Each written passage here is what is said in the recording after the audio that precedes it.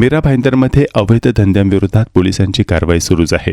Police उपायुक्त परिमंडळ 1 अंतर्गत बॉस हुक्का पार्लर, जॉन क्यूल स्पा सेंटर आणि ANK सलोन अँड स्पा यांच्यावर अवैध धंद्यांप्रकरणी गुन्हा दाखल करण्यात आले होते. या आस्थापनांची पाहणी केल्यानंतर अवैध बांधकाम आढळून आल्याने पोलिसांनी महानगरपालिकेकडे तोडक कारवाईची मागणी केली होती. त्यानुसार मीरा भाईंदर महानगरपालिकेने तिन्ही आस्थापनांवर तोडक कारवाई केली.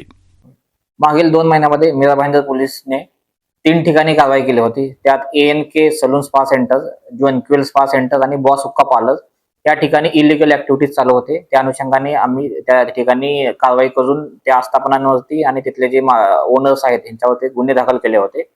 गुन्हा दाखल जसे की ANK सलून स्पा आणि जॉन क्यूल स्पा सेंटर या ठिकाणी जे महिला आहेत त्यांना स्पाच्या नावाखाली बोलवून तिथे प्रोस्टिट्यूशन रॅकेट चालवले जात होते. त्यामुळे आम्ही prevention of immoral trafficking act अंतर्गत या दोन्ही आस्थापनांवरती गुन्हे दाखल करून त्यांच्यावरती तोडक कारवाई करावी म्हणून महानगरपालिकेला पत्रव्यवहार केला होता. आणि तिसरं जे आहे ते बॉस हुक्का पार्लर या ठिकाणीही